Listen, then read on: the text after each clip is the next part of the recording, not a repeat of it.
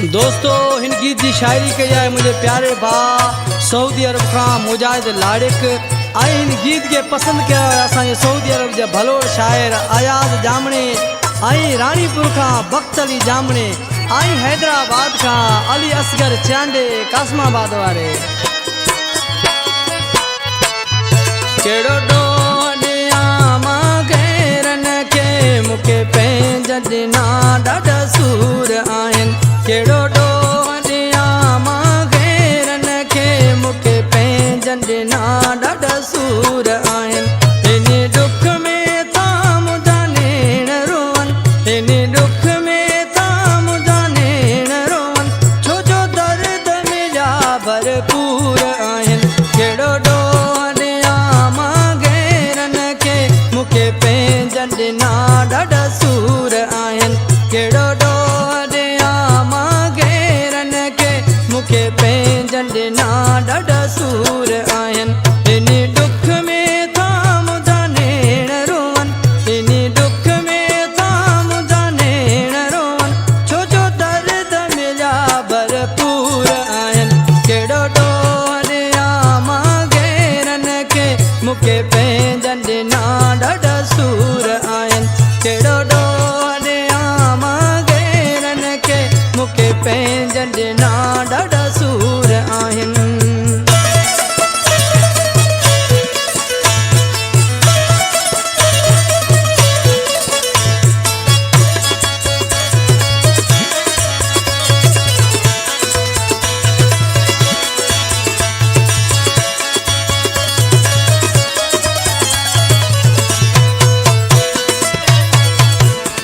जिन पेंजन ते मूंसा ॾिनो उन्हनि मूंखां आहे नातो छिनो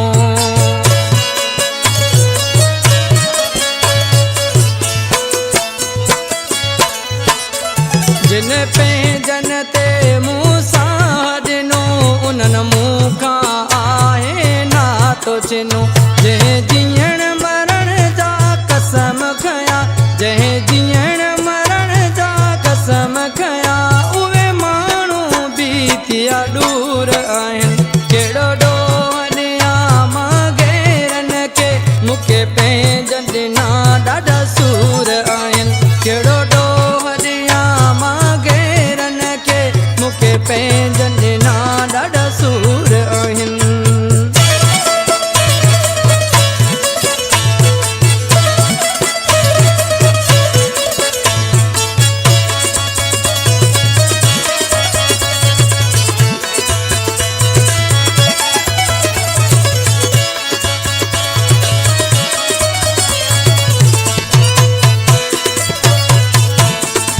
हर पासे वया मुखे घेरे गम ॾुखियो ॾाढो जियां पियो ख़ुदा जो कसम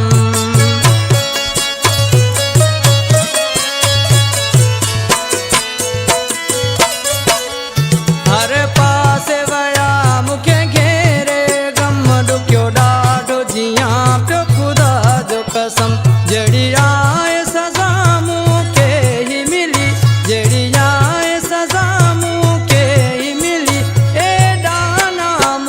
जा कसूर आहिन केड़ो डोडिया मां घेरन के मुके पेंजन ना ॾाढा सूर आहिन केड़ो डोडिया मां घेरन के मुके पेंजन ना ॾाढा सूर आहिन